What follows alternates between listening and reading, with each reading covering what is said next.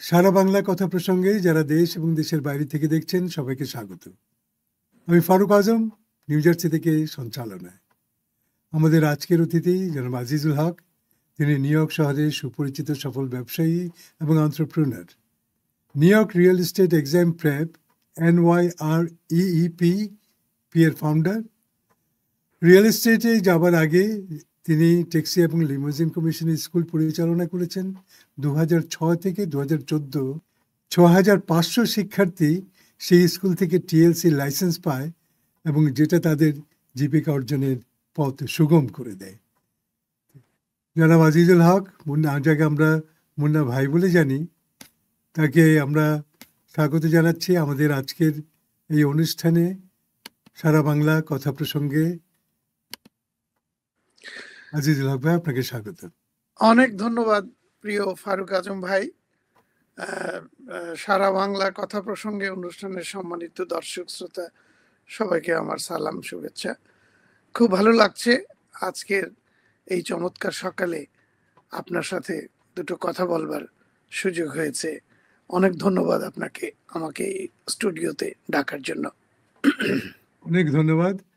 আমরা বলি এখনো আমেরিকা স্বপ্নের দেশ, সম্ভাবনার দেশ, যত কিছু হোক। এবং এই যে আপনার যে একটা যাত্রা বাংলাদেশ থেকে, আপনি মূলত একজন শিক্ষাবিদ, আপনার নেশা আপনি বলেছেন টিচিংয়ের আপনার নেশা যেটা, এবং এখানে এসেও আপনি কেবল ব্যবসায়ী মেতে থাকেননি। রিয়েল এস্টেট রিয়েলটার হওয়া একটা বড় কথা, এবং এতে অর্থ উপার্জনের প্রচুর সুযোগ সুবিধাও আছে, উপায়ও আছে। কিন্তু আপনি শুধু সেটাতে নিবদ্ধ না থেকে আপনি পড়াশোনা মানে শিক্ষাও দিচ্ছেন যারা শিক্ষানবিশ এই বিষয়ে আসতে চায়। আপনার এর ব্যাকগ্রাউন্ডে কি কাজ করছে? অনেক ধন্যবাদ। আপনি জানেন যে আমেরিকা যুক্তরাষ্ট্রে আমাদের বাঙালিরা বাংলাদেশ থেকে যারা এসছেন, ইনিশিয়ালি তারা পরিবার পরিজন নিয়ে এসে প্রাথমিকভাবে তারা কিছু টিপিক্যাল কাজকর্ম তারা করত। বাংলাদেশে হয়তো উনি অনেক শিক্ষিত ছিলেন, উনি অনেক গুরুত্বপূর্ণ দায়িত্ব পালন করে এসেছেন। এই বিদেশ বিভুঁয়ে এসে উনি প্রথমে হয়তো পরিবার পরিজন নিয়ে, এই মূলত অধিকাংশ বাঙালিরা শুরুতে নিউ ইয়র্ক শহরেই আসে, যেহেতু এখানে অনেক সুযোগ সুবিধা বেশি, তাদের আত্মীয় স্বজন বন্ধু বান্ধব আছে।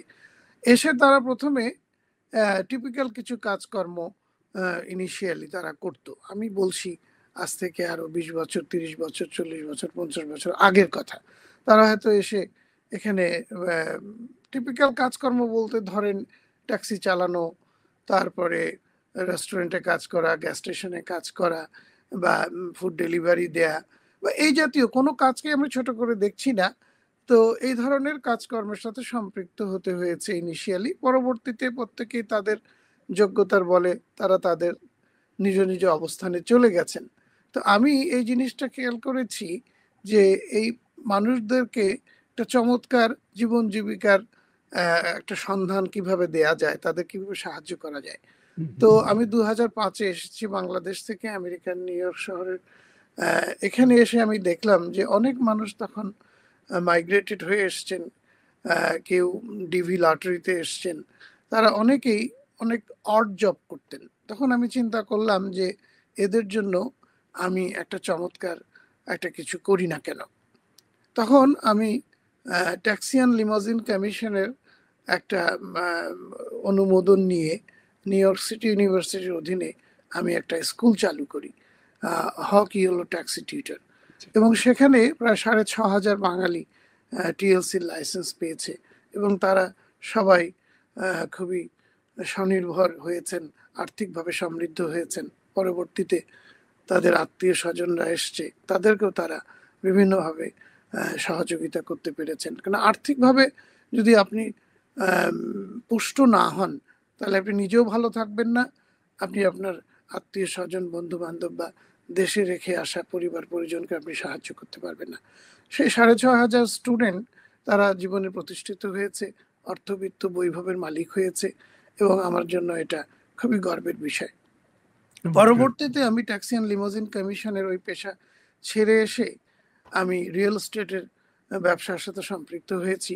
আমি নিজে কেলার উইলিয়ামে, আপনি জানেন এই মুহূর্তের আমেরিকার অন্যতম শ্রেষ্ঠ রিয়েল এস্টেট কোম্পানি, এবং বিশ্বের আরো 50টা দেশে এটার ফ্র্যাঞ্চাইজ আছে।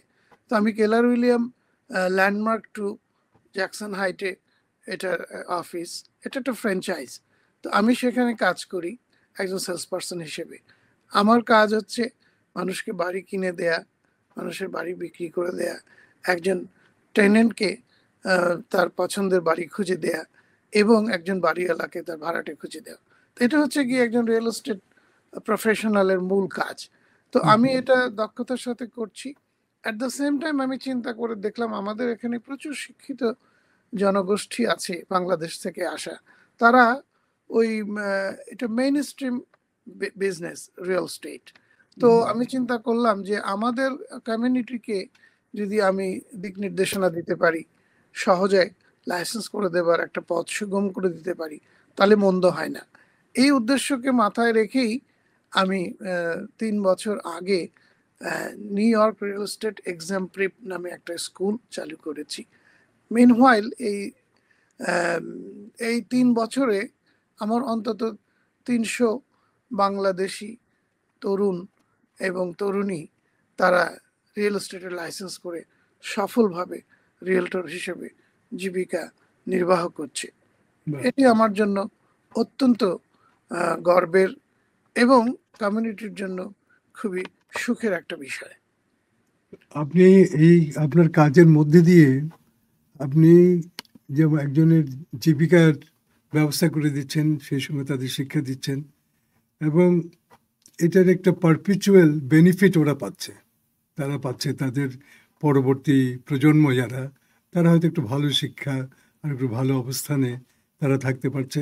এটা কিন্তু অবদান, কেবল মানে আপনি নিজের দিকটা দেখছেন না, আপনি সামগ্রিকভাবে দেখছেন।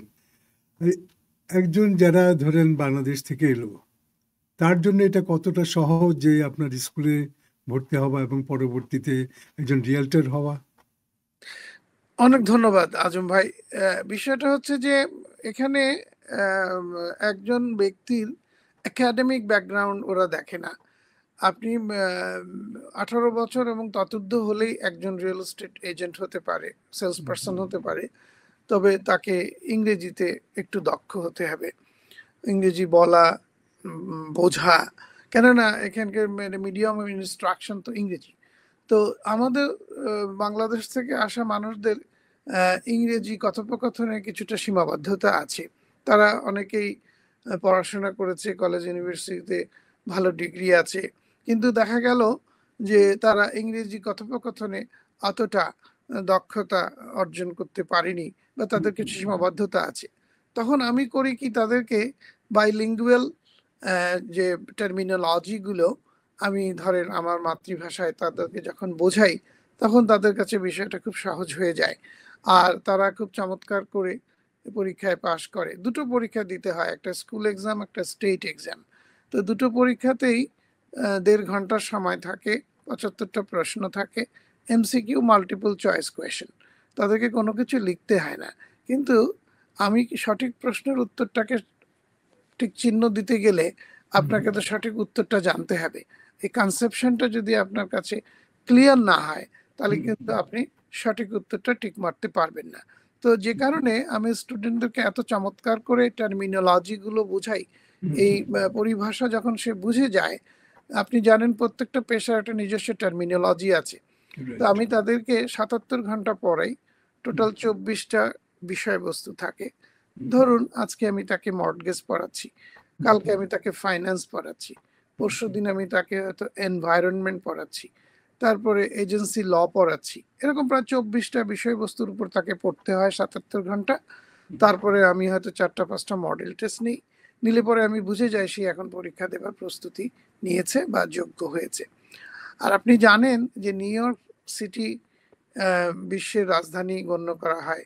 এখানকার জীবন যাপন, এখানকার বেঁচে থাকবার জন্য আমাদেরকে অনেক অনেক সংগ্রাম করতে হয়, এবং এখানে সত্যি কথা বলতে কি জীবনযাপন একটু এক্সপেন্সিভ আমেরিকা যুক্তরাষ্ট্রের অন্য যে কোনো জায়গার তুলনায়। বিশ্বের মানে অন্যতম সেরা মানে কি বলবো, মানে এক্সপেন্সিভ শহর নিউ ইয়র্ক। যে কারণে এখানে জীবন জীবিকা সন্ততিদের নিয়ে বসবাস করতে গিয়ে একজন মানুষের কিন্তু মাসে অনেক টাকা ব্যয় হয়। তার যদি সেই রকম ইনকাম না থাকে তাহলে সে এই শহরে স্বাচ্ছন্দ্যে বসবাস করতে পারে না। সেই সাথে ছেলে মেয়েরা যখন বড় হয়, তারা কলেজ ইউনিভার্সিটিতে যায়, তাদেরও কিন্তু চাহিদা বাড়তে থাকে। যে কারণে আমি যেমন বলবো, একজন নিউ ইয়র্কে বসবাসকারী একজন ভদ্রলোক, তার স্ত্রী, তার সন্তান দুজনও যদি থাকে, তারপরেও এখানে $6,000 থেকে $8,000 তার মাসে খরচ আছে জীবন জীবিকা এবং বাড়ি ভাড়া, থাকা খাওয়া চলাফেরা, গাড়ির ইন্স্যুরেন্স, তারপরে সবকিছু মিলিয়ে। আর যদি সন্তান সন্ততি আর একটু বেশি হয়, ধরে নেন আমার মতো, আমার পরিবারে 3জন সন্তান, আমার একটি মেয়ে, 2টি ছেলে, আমার স্ত্রী এবং আমি। তো এই আমরা 5 সদস্য বিশিষ্ট একটা পরিবার। কম করে হলেও $10,000 নিচে আমার জীবন জীবিকা নির্বাহ করা সম্ভব না। So it's not a matter of joke. তার মানে মাসে আপনার মিনিমাম $10,000 লাগছে আপনার জীবন জীবিকার জন্য। তারপরে আপনার আরো কত খরচ আছে, আপনার সামাজিক দায়বদ্ধতা আছে, পরিবার পরিজনের জন্য আপনার দায়বদ্ধতা আছে, কত কিছু আছে।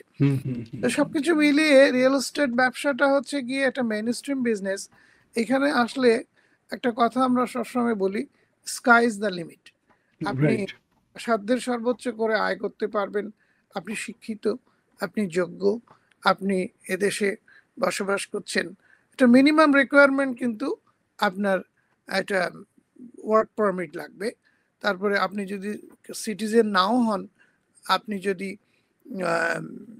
গ্রিন কার্ড হোল্ডার নাও হন, তাতে কোনো সমস্যা নেই। আপনার মিনিমাম রিকোয়ারমেন্ট যেটা রিয়েলটর হতে গেলে লাগে, সেটা হচ্ছে গিয়ে আপনার ওয়ার্ক পারমিট থাকতে হবে, যাতে লাইসেন্স পাবার পরে আপনি কাজ করলে আপনি চেকটা যে পাবেন সেটা যেন আপনি এনক্যাশ করতে পারেন।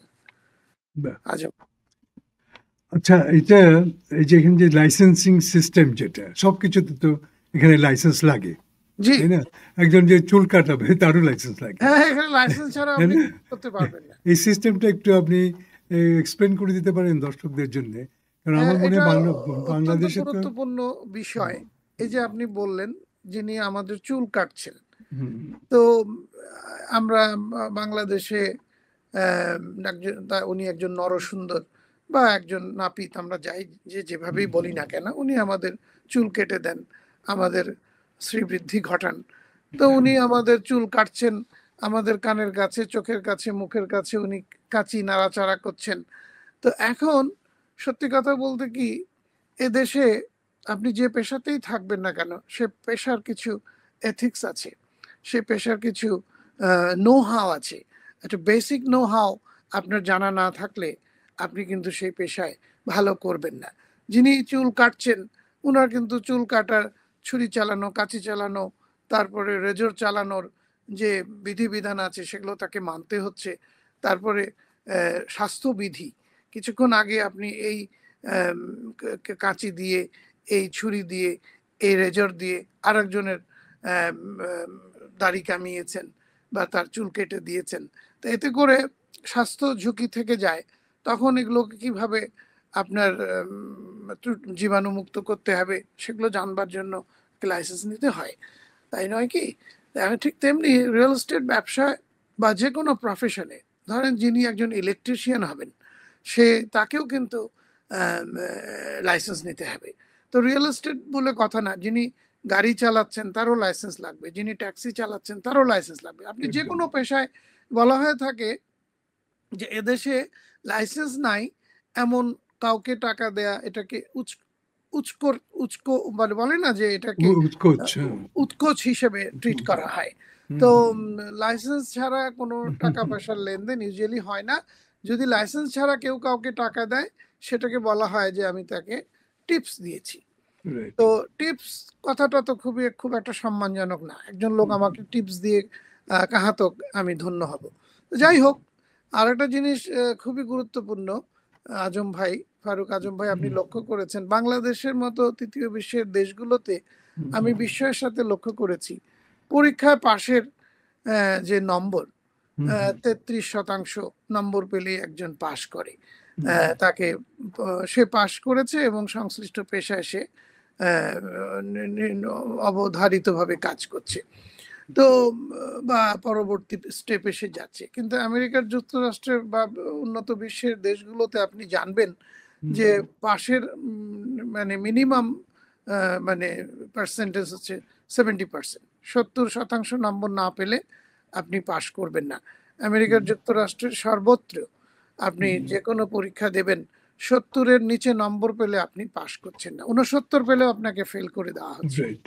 এটি অত্যন্ত তাৎপর্যপূর্ণ একটি বিষয়। আপনি জানেন আমি বাংলাদেশে সারা জীবন শিক্ষকতা করেছি। বাংলাদেশে হলি চাইল্ড পাবলিক স্কুল অ্যান্ড কলেজের আমি কো-ফাউন্ডার অ্যান্ড প্রিন্সিপাল।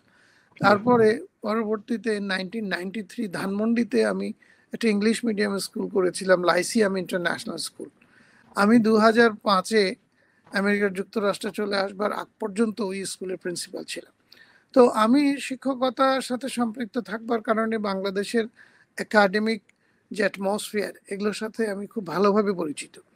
এই যে 30% নম্বর পেয়ে 33% নম্বর পেয়ে আপনি পাশ করছেন, তারপরে আপনি একটি বিষয়বস্তুর ওপরে 100-র মধ্যে 33% জ্ঞান অর্জন করে আপনি পরবর্তী পর্যায়ে যাচ্ছেন। তো জাতি আপনার কাছ থেকে কি আশা করতে পারে? একটা বিষয়ের উপরে আপনি 33% জ্ঞান রাখেন। তো আমেরিকার যুক্তরাষ্ট্রে এই জিনিসটা আমি খুব সাধুবাদ দিই। যে কোনো পেশায় বা যে কোনো পরীক্ষায় আপনি উত্তীর্ণ হতে চাইলে আপনার কম করে হলো 70% জ্ঞান আপনার থাকতে হবে সংশ্লিষ্ট বিষয়ের উপরে। এটি অত্যন্ত তাৎপর্যপূর্ণ। তো আমি এই অনুষ্ঠানের মাধ্যমে আমি সংশ্লিষ্ট মহলের কাছে একটা আবেদন করব বা সচেতন জনগোষ্ঠীকে আমি মনে করিয়ে দেব যে বাংলাদেশের শিক্ষা ব্যবস্থায় সর্বত্র 70% নম্বর পেয়ে পাশ করবার একটি প্রচেষ্টা যেন বাংলাদেশেও নেওয়া হয় আসছে দিনগুলোতে, পরবর্তী প্রজন্মের জন্য ভালো হবে। কেননা আমাদের সন্তানরা নাওয়াডেজ বাংলাদেশ বা বিশ্বের সব জায়গায় একটা গ্লোবাল ভিলেজে পরিণত হয়েছে। আমার রাইট। সন্তানরা বিশ্বের অন্যত্র দেশ অন্যান্য জায়গায় গিয়ে পড়াশোনা করবে, সেখানে কাজ করবে। এখন আর ওই মানে কোনো বাউন্ডারি বা সীমাবদ্ধতা নেই। আমি বিশ্বের যে কোনো জায়গায় গিয়ে আমি আমার দক্ষতাকে কাজে লাগাতে পারি। তো সেই দক্ষতাকে কাজে লাগাতে গেলে আমাকে তো একটা ইন্টারন্যাশনাল স্ট্যান্ডার্ড হতে হবে। এই প্রসঙ্গে আমি মনে করিয়ে দেব, আজম ভাই, আপনি, আমি, আমরা যখন বাংলাদেশে লেখাপড়া করেছি তখন ঢাকা বিশ্ববিদ্যালয়ে আমাদের অনার্স ছিল 3 বছরে। তারপরে আমি মাস্টার্স করেছি। এই 4 বছরের ডিগ্রি নিয়ে যখন আমি আমেরিকার যুক্তরাষ্ট্রে আসলাম, এখানে আমাকে ওরা ইকুইভ্যালেন্ট করলো আমি ব্যাচেলর, আমি মাস্টার ডিগ্রি হোল্ডার না। তখন আমি জিজ্ঞেস করলাম তোমরা কেন এটি করছো না? বলে দেখো তোমরা বাংলাদেশে তো অনার্স করেছো 3 বছর, সেজন্য এখন বিশ্বের সব জায়গায় ব্যাচেলর ডিগ্রি করতে গেলে 4 বছর পড়তে হয়। যেহেতু তুমি অনার্স মাস্টার্স মিলিয়ে 4 বছর করেছো, এই জন্য তোমাকে আমরা ব্যাচেলরেট ইকুইভ্যালেন্সি দিচ্ছি। যাই হোক, যেমন আমার স্ত্রীর ক্ষেত্রে তাই হয়েছিল, সে কেমিস্ট্রিতে অনার্স মাস্টার্স করে এসে এখানে তাকে ব্যাচেলর ডিগ্রি দিল। তখন আপনার ভাবি করলেন কি, সিটি ইউনিভার্সিটি অফ নিউ ইয়র্কের আন্ডারে হান্টার কলেজে কম্পিউটার সায়েন্সে আবার 2 বছর ব্যাচেলরেট করলেন, 120 ক্রেডিট করলেন, করে উনি এখানে আবার ডিগ্রি পেলেন। এবং এই ডিগ্রিটা পেলেন বলেই উনি কিন্তু নিউ ইয়র্ক সিটির হিউম্যান রিসোর্স অ্যাডমিনিস্ট্রেশনে বেনিফিট অপরচুনিটি স্পেশালিস্ট হিসেবে কাজ করছেন। তো এরা খুব গুরুত্ব সহযোগে এগুলো দেখে। এদেশে আসার পরে আপনার যদি এদেশে একটা সার্টিফিকেট থাকে, এদেশে একটা ডিগ্রি থাকে, এদেশের একটা লাইসেন্স থাকে, সেক্ষেত্রে আপনি অনেক ভালো চাকরি বা কর্মসংস্থানের সুযোগ পাবেন। বাহ, চমৎকার। আজম এই ভাই, যে আপনার এই আমি বলবো কি সুচিন্তিত পরামর্শ, যেটা পরীক্ষা পাশের হারের কথা বললেন, এবং সেটা একটা আপনার যৌক্তিকতা আছে। আমি জানি না কেন এখনো এটা বোধহয় ব্রিটিশ আমল থেকে করা হয়ে আছে, 33%, তাই কি? হ্যাঁ, একটা মিডিয়া, সোশ্যাল মিডিয়াতে আমি ওভাবে মানে নিন্দা করতে পারছি না। তবে ওই যে বলে না যে এটা ওই যে বাংলাদেশ, পাকিস্তান, ভারত তিনটা দেশে ভাগ হয়ে গেল। আগে তো একটা ভাগ দেশ ছিল, মানে ব্রিটিশ ভারত। তো ওরা চলে যাওয়ার আগে কিন্তু, চলে যাওয়ার সময় কিন্তু ওরা তিনটা ভাগে ভাগ করে দিয়ে গেল। ইভেনচুয়ালি দুটো ভাগে ভাগ করলো 47-এ, যে ডিভাইড অ্যান্ড রুল। তো আপনার ভাইয়ের সাথে আপনার চমৎকার বন্ডেজ আছে, চমৎকার শক্তিশালী আপনারা। কোনোভাবে আপনাদের এই বন্ডেজটা ভেঙে দিতে পারলে আলাদা আলাদা করে শোষণ করতে সুবিধা হবে, এটা ওদের একটা পলিসি। তো আমার ধারণা এই যে 33% পাশের যে ব্যাপারটা, এটা কিন্তু ওরাই করেছে। ওরা কখনোই এই আমাদের এই জনপদকে মানে স্বয়ং সম্পূর্ণ বা একেবারে সমৃদ্ধ জনপদ হোক, ওরা মনে হয় চায়নি, আমার কাছে কেন মনে হয়। তা না হলে ওদের দেশে 70% পাশের হার, আর এখানে কেন 33% হবে এই জনপদগুলোতে? মেক সেন্স একদম।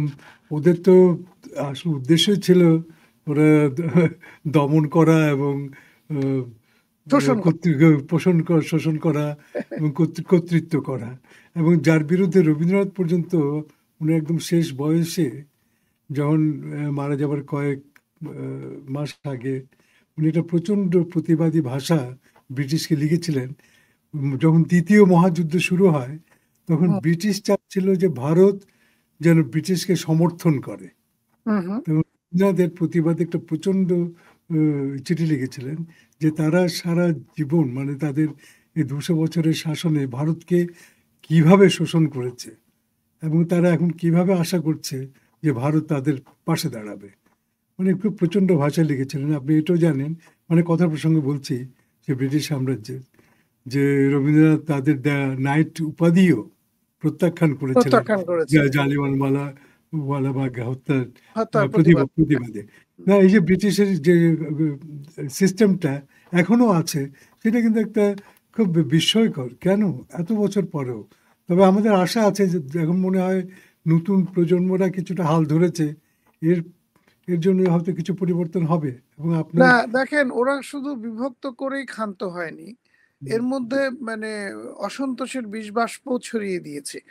যখন ওরা এই যে ভারত পাকিস্তান নামের দুটো রাষ্ট্র করে দিয়ে গেল, এই যে পাকিস্তান সে সময় যারা চাইলো লড়কেলেঙ্গে পাকিস্তান, তো এখানেও কিন্তু ওরা একটা বিষবাষ্প ছড়িয়ে দিয়ে গেছে।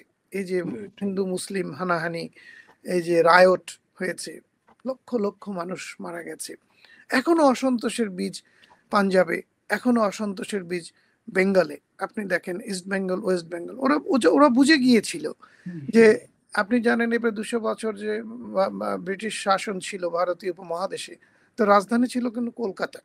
কলকাতা কিন্তু সমৃদ্ধ একটি জনপদ, এবং ওরা একটা কথা বলাই হয়ে থাকে, what Bengal thinks today whole India thinks tomorrow. মানে এটা বোধহয় নেহেরু বলেছিলেন। হ্যাঁ হ্যাঁ। তো বেঙ্গল খুবই সমৃদ্ধ জনপদ, এই জন্য ওরা কিন্তু প্রথমে বেঙ্গলকে দুটো ভাগে ভাগ করলো, পাঞ্জাবকে ভাগ করলো, এবং ওই জনপদের অনেক জায়গাকে তারা ভাগ করে দিল, মানে বিভক্ত করে দিয়ে একটা বিষবাষ্প ছড়িয়ে দিল। সেই বিষবাষ্পের অনলে আমরা এখনো জ্বলছি, আগামী দিনগুলোতেও জ্বলতে হবে। আপনি সবই জানেন বিষয়গুলো। এবং এটা এই যে পরীক্ষা পাশের হার, তার একটা জ্বলন্ত নিদর্শন। কিন্তু আবার এই যে লাইসেন্সিং এর ব্যাপারটা যেটা আপনি বললেন, যে এইভাবে আরেকটা জিনিস হয় কি, এটা কন্ট্রোলে থাকে না, কে কোথায় কি করছে আমরা জানতে পারি। যেমন, এবং কারো কোনো অভিযোগ থাকলে তারা ওটা করতে পারে।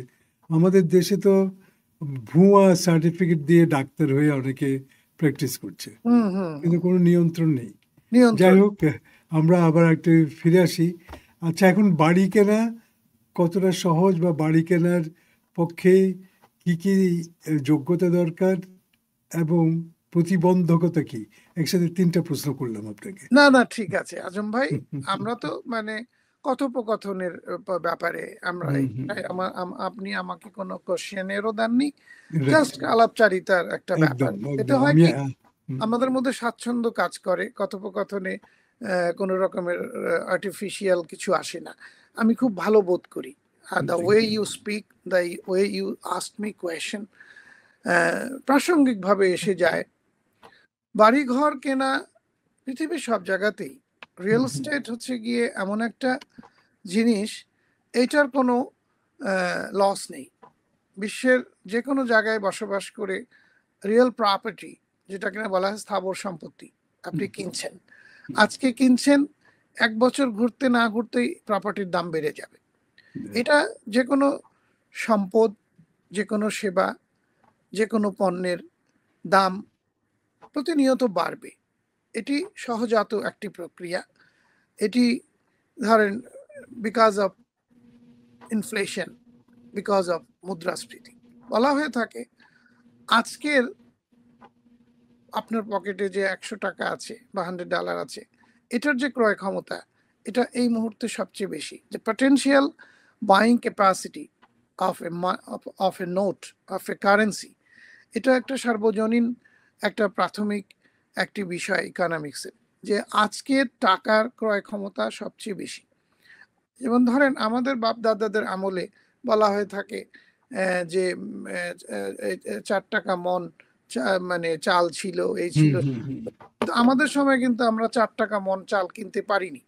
আবার আমাদের সন্তানের আমলে আমরা আজকে যা দিয়ে যা কিছু কিনছি, আমাদের পরবর্তী প্রজন্ম তা দিয়ে তা কিছু কিনতে পারবে না। তো মুদ্রাস্ফীতি হবেই, এবং টাকার আজকের ক্রয় ক্ষমতা সবচেয়ে বেশি।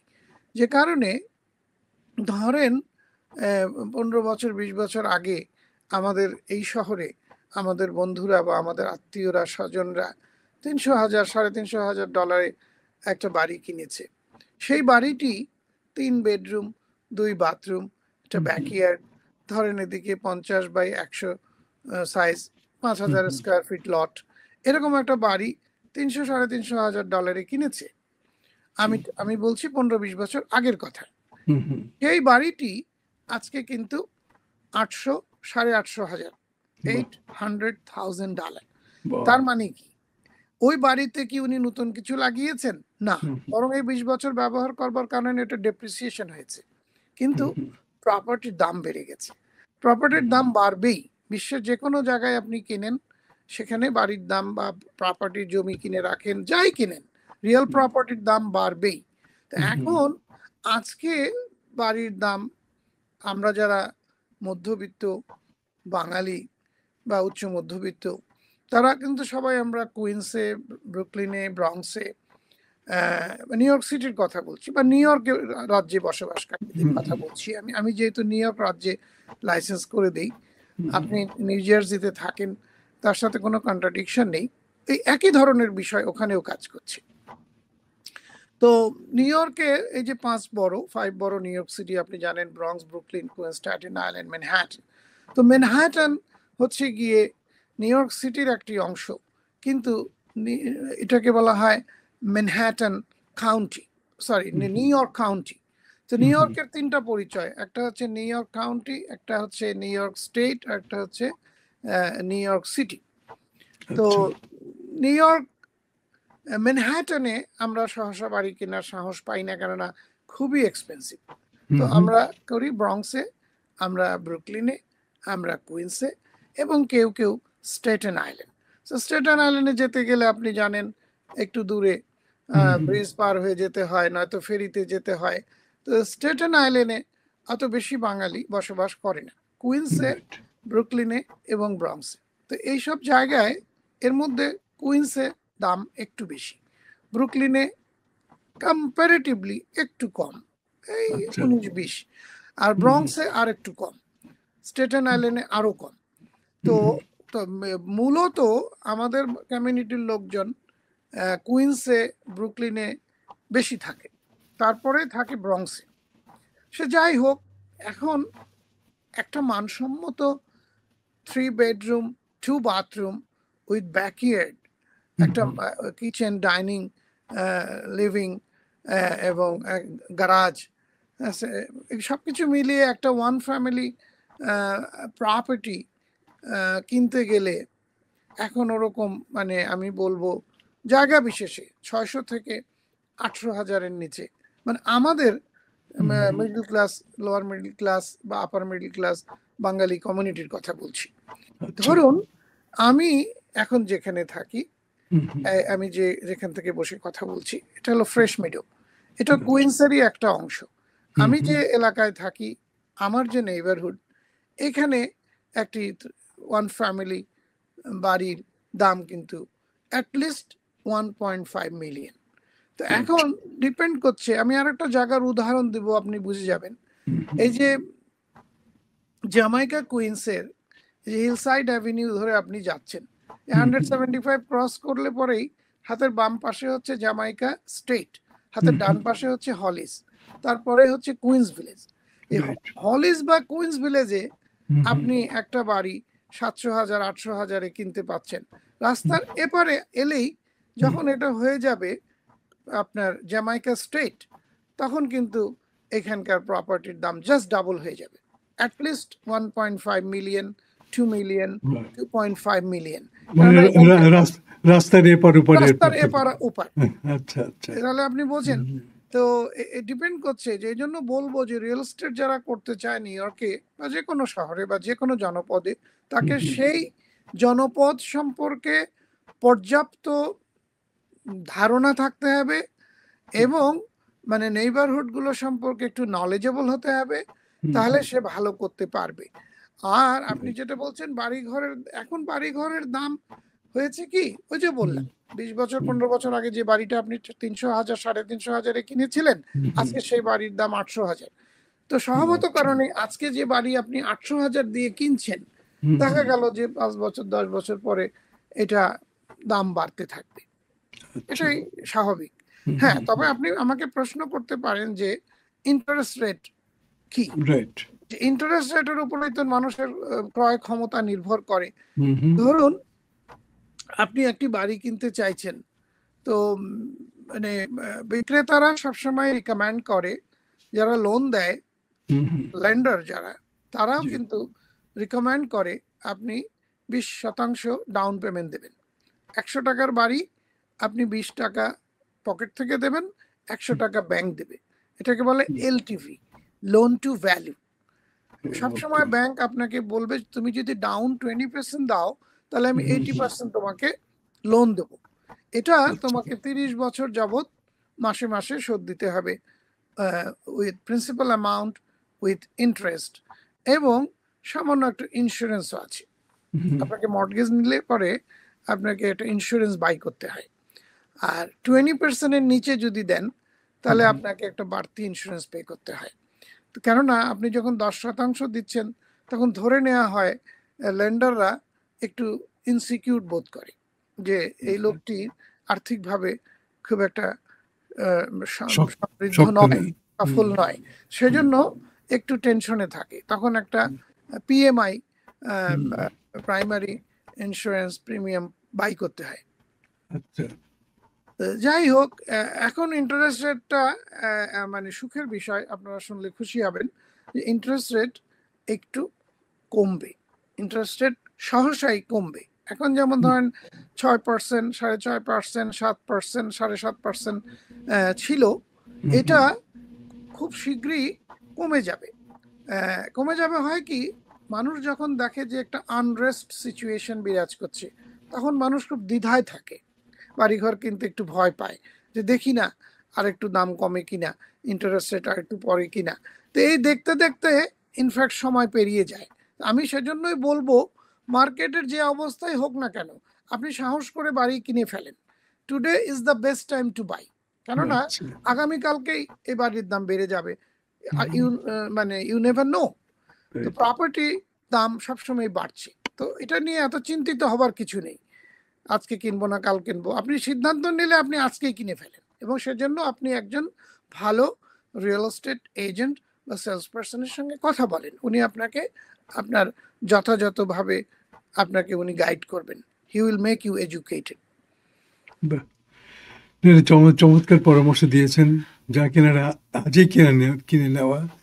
এবং আমরা যেটা বলেছি যে সবকিছুর কেনার পরে ডেপ্রিসিয়েশন হয় বেশিরভাগ জিনিসের। মানে গাড়ি, নতুন গাড়ি আপনি শোকেস থেকে বের করলে তার দাম কমে যায়। একমাত্র বোধহয় রিয়েল এস্টেট যেটা অ্যাপ্রিসিয়েশন হয়। না না, আপনি মানে জিনিসটা বললেন, কিন্তু মানে আমরা যারা রিয়েলটর, আমি তো টিচার, আমি রিয়েল এস্টেট টিচ করি, আমি একটু তাহলে কিছুক্ষণের জন্য আপনাকে আমরা স্টুডেন্ট বানিয়ে ফেলি। ঠিক আছে। ডেপ্রিসিয়েশন হয় বলেই হুম, গভর্নমেন্ট আমাকে তোফা দেয়। এটা কিন্তু আপনি শুনলে খুশি হবেন। ধরেন 20 বছর আগে একজন ভদ্রলোক একটা বাড়ি কিনেছে। ওনার বয়স তখন ছিল 40 বছর বা 50 বছর বা 45 বছর। এই 20 বছর পরে কিন্তু ওনার বয়স বেড়েছে। ধরুন উনি সিদ্ধান্ত নিলেন এই 20 বছর 25 বছর তো এই বাড়িতে আমি বসবাস করলাম, ছেলেমেয়েরা এখন বড় হয়ে গেছে, যেটা আমি সহসা দেখছি, প্রতিনিয়ত আমাকে ফেস করতে হয়। এই যে আমাদের বয়সী বা আমাদের থেকে বয়সে একটু বড় যারা ছেলেমেয়েরা বড় হয়ে গেছে, লেখাপড়া শেষ করে বিয়ে শাদী করে সংসার পেতেছে, তারা তাদের বাবা মার সাথে আর থাকে না, তারা অন্য অন্য জায়গায় চলে গেছে। তখন এই বুড়ো বুড়ি এই মানে এই বয়সে এই এত যে বড় বাড়িটা ছিল, 3 bedroom 4 bedroom living dining kitchen সবকিছু মিলিয়ে তাদেরকে দেখাশোনা করতে হয়েছে। পেছনে সে সবজির আবাদ করেছে, তারপরে আপনার বরফ পড়লে পরে বরফ ক্লিন করেছে, আগাছা পরিষ্কার করেছে, ঘাস কেটেছে। এখন তার শরীরে সেই শক্তি আর নেই, সে এখন এই অত বড় বাড়ি আর মেনটেন করতে পারে না। তখন মানুষ করে কি, এই বাড়িটা বিক্রি করে সে তখন কোনো 2 বেডরুমের একটা কন্ডোমিনিয়ামে চলে যায়, সেখানে তাকে আর কিছু করতে হয় না। তো এটা করতে গিয়ে আমি দেখেছি, সে ওই যে বললাম 20 বছর আগে 300,000-এ বাড়িটা কিনেছিল, আজকে সে বাড়িটা বেচলো কত দিয়ে, 800,000-এ বা 850,000-এ বাড়িটা বিক্রি করলো। স্ট্রেট ওয়েতে 500 থেকে 600,000 টাকা সে গেইন করলো।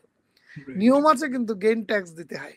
তাহলে সে লোকটি কি করবে, এই বৃদ্ধ বয়সে বুড়ো বুড়ি বাড়ি বিক্রি করে কিছু টাকা মেক করেছে, আবার যদি গেইন ট্যাক্স দিতে হয় তা তো পাগল হয়ে যাবে।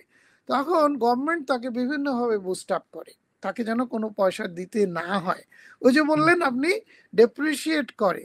50 বছর আগে বা 30 বছর আগে বা 40 বছর আগে বা 70 বছর আগে যে বাড়িটা তৈরি করা হয়েছিল যে উপকরণ দিয়ে, সেগুলো ডেপ্রিসিয়েট করেনি, সেগুলো পুরনো হয়নি, সেগুলো খানিকটা ভেঙে গেছে, খানিকটা উই পোকায় ধরেছে, খানিকটা পচে গেছে, নষ্ট হয়েছে। ডেপ্রিসিয়েশন দেওয়ার জন্য গভর্নমেন্ট বলা হয় যে স্ট্রেট লাইন ডেপ্রিসিয়েশন। আপনি শুনলে অবাক হবেন, 27.5 বছর রেসিডেন্সিয়াল প্রপার্টির ক্ষেত্রে একটা স্ট্রেট লাইন ডেপ্রিসিয়েশন এরা পায়। ওই যে ভদ্রলোক বাড়ি বিক্রি করলো, প্রতি বছর আমরা হিসেব করে দেখেছি $8,000 থেকে $9,000 স্ট্রেট লাইন ডেপ্রিসিয়েশন পায়। তাহলে এই 27.5 বছরে সে কত টাকা ডেপ্রিসিয়েশন পাচ্ছে। আরেকটা জিনিস শুনলে আপনি বিস্মিত হবেন, সে হাজব্যান্ড ওয়াইফ মিলে যদি ট্যাক্স ফাইলার হয়, এটাকে বলে ডাবল ফাইলার। চমৎকার বিড়াল আপনার বাড়িতে। আমারও দুটো আছে। ওর মধ্যে খিদে পেয়েছে বিড়ালটার। শুধু পেয়েছে। তো কি হলো, একই তো আপনি স্ট্রেট লাইন ডেপ্রিসিয়েশন পাচ্ছেন। আপনার ওই 850,000 বাড়ি বিক্রি করেছেন, মানে $500,000 কিন্তু আপনি গেইন করেছেন। একটি ফুটো পয়সাও যেন আর দিতে না হয় সরকারকে, সেজন্য সরকারি বন্দোবস্ত করে দিয়েছে কি, স্ট্রেট লাইন ডেপ্রিসিয়েশন। প্রতি বছর প্রায় 8 থেকে 9,000 টাকা আপনি ডেপ্রিসিয়েশন পাবেন, ওখান থেকে মাইনাস হয়ে যাবে। আর একটা জিনিস, আপনারা যদি ডাবল ফাইলার হন, হাজব্যান্ড অ্যান্ড ওয়াইফ দুজনই বেঁচে আছেন, আপনি শুনলে বিস্মিত হবেন, $500,000 উপরে আপনাকে কোনো গেইন ট্যাক্স দিতে হবে না, মওকুফ। তাহলে এখানে যা দেখা যাচ্ছে যে গভর্নমেন্ট কিরকম ভাবে সহায়তা করে তার নাগরিকদের জন্য। ও মাই গড, এরা কিন্তু মানে এদের নাগরিকদের স্বার্থ এদের কাছে নাম্বার 1 ফার্স্ট। কারণ এই লোকটি বয়োজ্যেষ্ঠ হয়েছে, বৃদ্ধ হয়েছে, সারা জীবন সে কর্মক্ষম ছিল, জাতির জন্য কাজ করেছে, দেশের জন্য কাজ করেছে, পয়সা রোজগার করেছে, দেশকে সার্ভ করেছে। আজকে সে বুড়ো হয়ে গেছে, বাড়িটা বিক্রি করতে গিয়ে এই যে 500,000 600,000 সে গেইন করলো, এটার উপর যদি ট্যাক্স দিতে যায় সে তো ফতুর হয়ে যাবে। একদম একটি ফুটো পয়সাও ট্যাক্স দিতে হয় না। মানে আজম ভাই, আপনি শুনলে বিস্মিত হবেন। আমি যে উদাহরণটা দিলাম সেটার ক্ষেত্রে দেখেন, 800,000 যদি বিক্রি করে থাকে, সে কিনেছিল 300,000-এ, তাহলে 500,000 সে লাভ করলো। এই 500,000 লাভ করলে সে হাজব্যান্ড ওয়াইফ যদি ডবল ফাইলার হয়, তাহলে এই 500,000-এর গেইন কোনো ট্যাক্স দিতে হবে। এটা কিন্তু অ্যামেজিং। মানে এইসব অনেকে জানে না, আমরা তো জানি না এগুলো, যে জানে না বলেই আমাদের যারা গ্রাহক তারা খালি বলে আমার টাকা আছে, আমাকে বাড়ি কিনে দাও, আর কিছুই জানে না। ওকে যদি বলেন যে do you have pre approval কি, খায় না, মাথায় দেয়, বোঝে না। তো আমি তখন তাদেরকে বোঝাতে হয়, you have to make them educated. আপনি তাকে এডুকেটেড বলতে সে যে অক্ষর জ্ঞানহীন তা না, সে সবকিছু বোঝে, সে ডাক্তার, সে ফার্মাসিস্ট, সে আইটি প্রফেশনাল, সে অনেক লেখাপড়া জানালো, কিন্তু এই এই পেশায়, এই যে হ্যাঁ, বাড়ি কিভাবে কিনতে হবে, বাড়ির কি নিয়ম কারণ, এগুলো তো সে জানে না। তাকে আপনি এডুকেট করবেন এটা বলে যে প্রি অ্যাপ্রুভালটা হচ্ছে যে তুমি যা রোজগার করছো, তুমি যা ব্যয় করছো, তোমার কোনো লোন আছে কিনা, তোমার স্টুডেন্ট লোন আছে কিনা, তোমার গাড়ির লোন আছে কিনা, তুমি আগে কোনো লোন টোন নিয়েছিলে কিনা, তারপরে ওই তুমি কত আয় করছো, তোমার জীবন জীবিকার ব্যয় কত, এগুলো সবকিছু মিলিয়ে এটা আটকে বলা হয় আন্ডার রাইটিং। প্রত্যেকটা আচ্ছা, ব্যাংকে, প্রত্যেকটা বীমা কোম্পানিতে একজন আন্ডার রাইটার থাকেন। উনি যিনি লোন নিচ্ছেন তার এই আর্থিক বিষয়গুলো খতিয়ে দেখেন, খতিয়ে দেখে তারপরে তাকে লোন দেন। এটাকে বলা হয় আন্ডার রাইটিং। এই আন্ডার রাইটিং করলে পরে ও আপনাকে একটা সার্টিফিকেট দেবে যে ব্যাংক থেকে তুমি সর্বোচ্চ এত টাকা লোন পাবে। এটাকে বলা হয় প্রি অ্যাপ্রুভাল। এই প্রি অ্যাপ্রুভাল ছাড়া আমরা কাউকে বাড়ি দেখাই না। হ্যাঁ, দেখেন তো বৃথা যদি এটা অ্যাপ্রুভড Unnecessary না হয়, সময় নষ্ট হবে সময় তার নষ্ট। পেছনে। হ্যাঁ, তো আপনার কাছে আজকে আমরা অনেক কিছু শিখলাম, এবং এই যে কিছুক্ষণের জন্য আমি যে আপনার একটা শিক্ষা নবিশ হয়েছি, সেটা আমার সৌভাগ্য। আপনি আপনি আমার একজন শ্রদ্ধেয় বড় ভাই, আপনি পেশায় ডাক্তার, আপনি অনেক জ্ঞানী, অনেক সমৃদ্ধ মানুষ। আপনার Thank you. আমি just I pretend you to be a mentee for a couple minutes. Because we are always a student, we are always learning, Yes, তাই না? sir. আমরা Yes. সবকিছু শিখি। যেমন আপনার ব্যাপারে তো আমি জানি না, আমি হয়তো আমার পেশায় কিছু জানি, তাও যে সব জানি তা না। তা তো আমাদের বটে। শেখার তো পথ সবসময় খোলা। সেই তা আজিজুল হক ভাই, আপনাকে অনেক ধন্যবাদ। আমরা বেশ খানিকক্ষণ কথা বলেছি, এবং আমি বলবো যে দর্শক শ্রোতারাও আপনার যে মূল্যবান তথ্য দিলেন, আপনার অভিজ্ঞতার জ্ঞান আমাদের সাথে আহ, ভাগ করে নিলেন, তাতে আমরা ঋদ্ধ হয়েছি, সমৃদ্ধ হয়েছি, এবং অনেক আমার ধন্যবাদ, বিশ্বাস। অনেক ধন্যবাদ আপনাকে। তবে আর আপনার মাধ্যমে আমি এই সারা বাংলা কথা প্রসঙ্গের সম্মানিত দর্শক শ্রোতা, তারা মনোযোগ দিয়ে আমাদের কথোপকথন শুনেছেন, এবং এ বিষয়ে তাদের যদি ফার্দার কোনো প্রশ্ন থাকে আপনার মাধ্যমে, তারা যদি আমার সঙ্গে যোগাযোগ করতে চায়, আমার নাম আজিজুল হক, ডাকনাম মুন্না। আমি কেলার উইলিয়ামে কাজ করি। কেলার উইলিয়াম ল্যান্ডমার্ক 2, জ্যাকসন হাইটে আমার অফিস। তারপরে আমার রিয়েল এস্টেটের স্কুল হচ্ছে জামাইকাতে 148-45 হিলসাইড অ্যাভিনিউ। আমার ফোন নাম্বার 347-451-7307। কেউ যদি চায় আমার সঙ্গে যোগাযোগ করতে পারে বাড়ি কেনার ব্যাপারে, বাড়ি বিক্রির ব্যাপারে, কিংবা রিয়েল এস্টেট প্রফেশনে সে আসতে চায়, সে ব্যাপারে আমি তাকে হেল্প করব। আপনি শুনলে খুশি হবেন, আমি কিন্তু পরীক্ষায় পাশ করিয়েই শুধু ক্ষান্ত হই না। সেই ভদ্রলোক বা ভদ্র মহিলা, ও সেটা কিন্তু বলা হয়নি, আমাদের উল্লেখযোগ্য সংখ্যক মানে বোনেরা এই পেশায় কিন্তু আচ্ছা, এসেছেন, প্রচুর প্রচুর। আপনি যা শুনলে খুশি হবেন, রিয়েল এস্টেটে পুরুষদের পাশাপাশি সমান তালে আমাদের মহিলারা কাজ করছে। এটা বাহ, খুবই সুখের বিষয়। আমার কিন্তু প্রচুর খুবই সুখের বিষয়। ভদ্র মহিলারাও কিন্তু আমার স্টুডেন্ট, তারাও নিচ্ছেন। কেন হয় কি, ভদ্র মহিলা শিক্ষিতা, তারা কিন্তু অনেক বেশি পরিশীলিত আমাদের থেকে, অনেক বেশি ওদের ধৈর্য। আমরা ছেলেরা কিন্তু একটু ধৈর্যচ্যুত হয়ে যাই সহজেই। আমাদের মা বোনেরা কিন্তু অনেক বেশি ধৈর্য নিয়ে কাজ করে, এবং তাদের অ্যাকসেপ্টেন্স কিন্তু আমাদের থেকে বেশি। কারণ কেন জানেন, যখন একজন ভদ্র মহিলা একটা বাড়িতে যায়, একটা পরিবারের সঙ্গে কথা বলে, একটা বাড়িতে গিয়ে নক করে, তখন যত সহজে তাকে মানুষ ভেতরে ঢুকতে দেয়, একজন পুরুষ মানুষকে কিন্তু অত সহজে ঢুকতে দেয় না। ভদ্র একদম। মহিলারা অনেক ভালো করছেন এই পেশায়, অনেস্টলি স্পিকিং। তো অনেক ধন্যবাদ ফারুক আজম ভাই, আপনি এত চমৎকার করে আমাকে তুলে ধরেছেন। আমি ধন্য হয়েছি। অনেক অনেক অনেক ধন্যবাদ। ধন্যবাদ। আপনাদের কি এটা বলা যায় যে আপনারা স্বপ্নের ফেরিওয়ালা? অবশ্যই, আমরা তো মানুষের স্বপ্নের ফেরিওয়ালা। সত্যি কথা বলতে কি, এই যে আমেরিকার যুক্তরাষ্ট্রের মতো বিশ্বের শীর্ষস্থানীয় দেশে এসে এখানে আপনি সার্ভাইভ করেছেন, এবং টুডে টুমরো আপনি একটি বাড়ি কেনার কথা ভাবছেন, এটি চারটেখানি কথা না। এটা মানুষের স্বপ্ন, মানুষের সারা জীবনের সঞ্চয় দিয়ে মানুষ একটা বাড়ি কেনে। It's a dream, it's a এবং ড্রিম, এটা কিন্তু ওরা বলে American dream, American dream, honestly speaking, American এবং ড্রিম। এটা এখানেই সম্ভব।